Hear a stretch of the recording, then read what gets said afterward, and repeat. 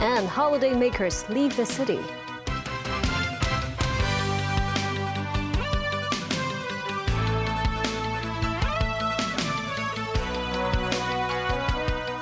It's Christmas Day today. As of 4 p.m., 713,000 people departed from the SAR today, and 177,000 entered the city.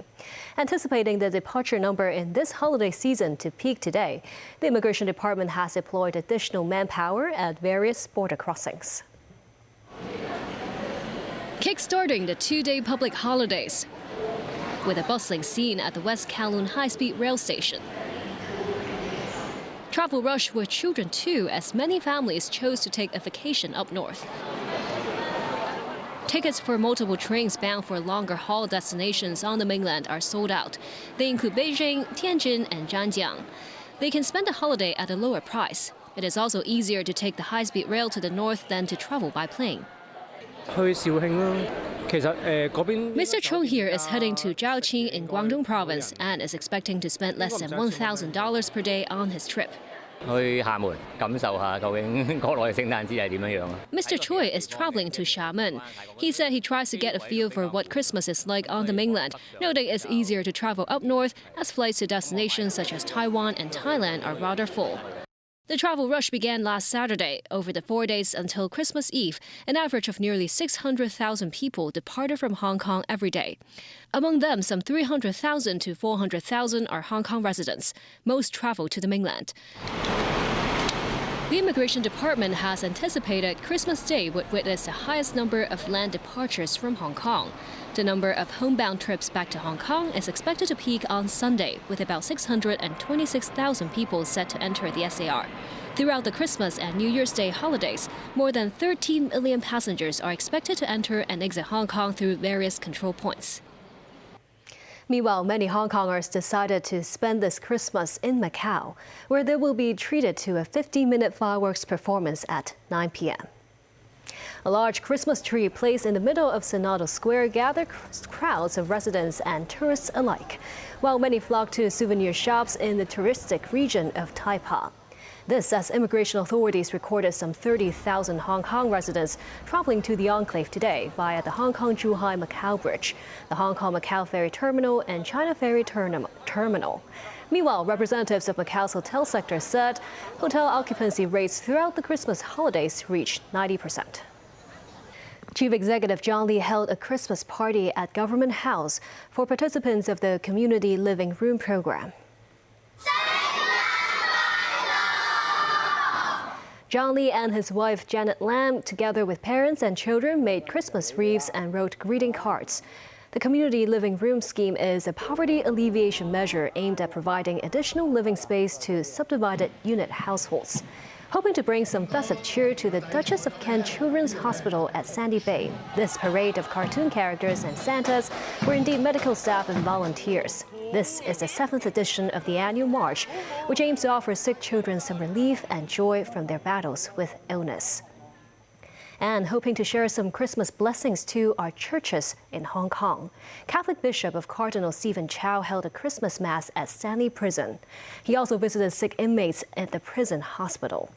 Archbishop Andrew Chan of Hong Kong's Anglican Church also held a Christmas service behind bars last Thursday. The Commissioner's Office of China's Foreign Ministry in the Hong Kong SAR criticized officials and politicians from the US, the UK, Canada, and the European Union for making fallacies about Hong Kong and denigrating the city's one country, two systems principle. Yesterday, the SAR government revoked the passports of 7 activists. They include former lawmakers Ted Hui and Dennis Kwok. The police's National Security Department also announced 6 more wanted individuals with a bounty of $1 million placed on each of them. The Commissioner's Office said the 13 overseas anti-China elements have committed acts that have seriously endangered national security. It said no external interference can sway the SAR's determination to punish the criminals. A construction company has decided to reduce manpower after being suspected of experiencing financial problems. Some trade unions hope the government can offer more short-term assistance. Hipseng Construction continues to work on several projects, including the University of Hong Kong's Jockey Club Student Village in Wong Chuk Hang and Sky City next to Hong Kong International Airport. Sources said the company earlier notified its employees that their salaries will be frozen and no bonuses given because of a poor business environment. A number of senior-level staff members were also dismissed. Meanwhile, some trade unions hope authorities can provide smaller construction companies with more opportunities in terms of repair work needed for more than 9,000 buildings in the city, as well as government infrastructure projects. And still ahead, Japan's foreign minister in China in an effort to improve relations between the two countries. In Indonesia, a key station on the Jakarta-Bandung high-speed rail link opens.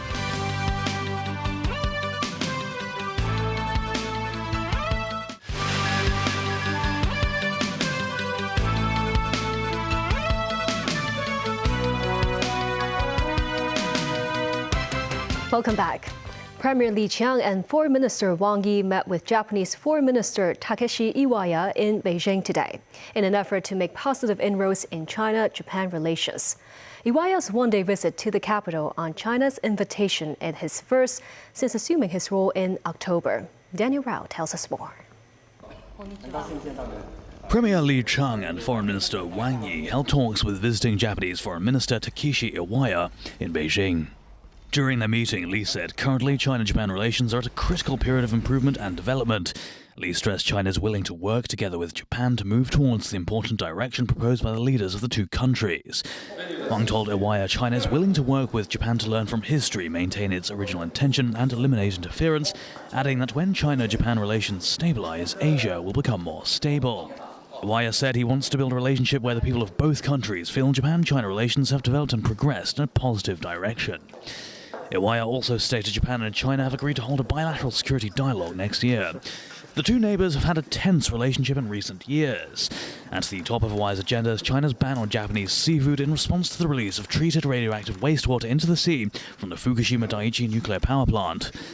Japan maintains the water discharge from the Fukushima plant is treated and diluted to levels much safer than international standards and adequately monitored. China calls the water contaminated. Japan and China agreed in September to work towards easing the seafood ban by allowing China in multinational sampling missions under the framework of the International Atomic Energy Agency. Chinese experts joined an IAEA monitoring mission to Fukushima in October.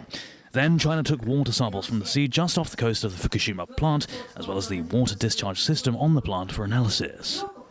However, no breakthrough is expected during Iwaya's visit. Danoral TV News. A key station on Indonesia's Jakarta-Bandung highway opened on Tuesday. The project is part of the Belt and Road Initiative and co-built by China and Indonesia. The Karawang station will boost the rice-producing region's status as a major center for industrial parks, while cutting travel time and boosting economic opportunities.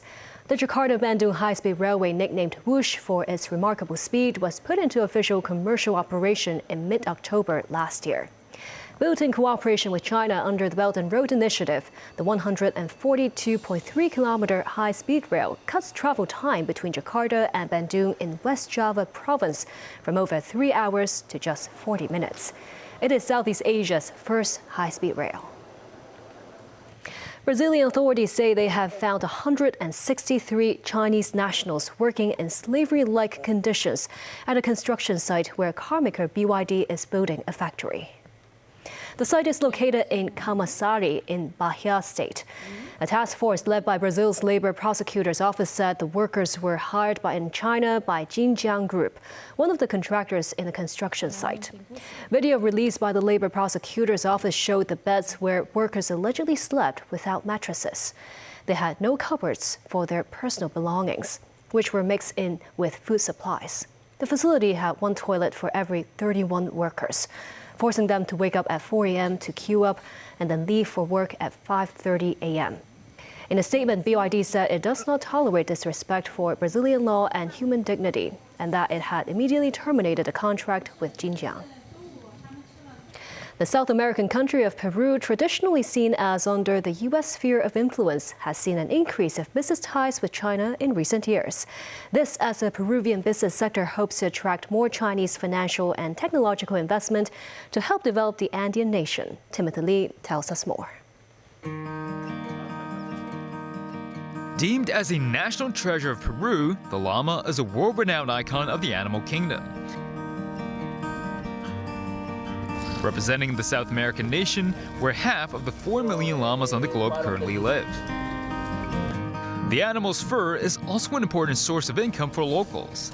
Used to make products such as aprons and scarves, Peru's llama fur exports reached 1.5 billion Hong Kong dollars 2 years ago, with China alone accounting for 60% of the market. Always Chinese is making a big business, and they wanted to get it more things done. Chinese get it thousands, and the other people get it hundreds. Business with the China or Hong Kong people, the beneficiaries are the people of the community. China has become Peru's largest trade partner over the past decade, with the two nations last month strengthening their free trade agreement. The growing ties gave hope for some in the Peruvian business sector that the South American country could attract more Chinese businesses to develop and invest in local industries. Podríamos considerar que China, Ruben Wangamara, executive director of a local electric company, emphasized Chinese businesses could seize the opportunity to invest in Peru's copper industry, which ranks third globally in terms of production. This as China invests deeply in the Andean nation's infrastructure, with the port of Chancay becoming operational starting last month. Utilizing the shipping terminal, goods no longer need to be transported through the U.S., Mexico, and the Panama Canal. The transport time has also been reduced by 10 days. Some local shoe companies said the port helped to lower transport fees by around 10% and called it the future of the nation's economy. Timothy Lee, TVB News. The 22nd Hong Kong Food Festival opened today at the Hong Kong Convention and Exhibition Center. The event will run until December 29th, and it has a story. On this Christmas Day, many people joined the indoor food festival filled with a spectrum of winter delicacies. Some came prepared with luggage bags. Juicy golden oysters were sold, as were cute panda buns. The event features nearly 1,000 stores divided into 6 main areas, including Southeast Asian flavors, healthy foods, premium brands, and more. A stall assistant noted that the flow of people in the food festival this year was heavier than last year. It's better than before because last year is just for the COVID, after the COVID. And the Hong citizens don't want to go out too much. But this year, it's more people come to find something to like a play, eat, or find something to entertain themselves. Another stall assistant said they hope to make more profit this time around than last year by offering higher discounts. Currently, we are offering a bit more discounts to stimulate more people buying the product, actually trying it. It's different discounts, so between 20 to 30%, so people can also follow our IG to get a bit more. The discounts, alongside the high quality of goods on offer, has prompted this customer to buy more this year. Around 500 to 1,000. I think I spent more because I saw that they are really in good quality, so we are willing to pay more. Many also brought along their young children to soak in the busy holiday vibes, enjoying the festival as a family. The atmosphere at the festival today is lighthearted and cheerful, with many people eager to spend quality time with their loved ones. Attendees have been happily browsing the diverse array of stores, sampling a variety of delicious foods, and taking advantage of discounted goods. It's a vibrant scene filled with excitement and glee. TVB News. And that's the news. Thank you for watching.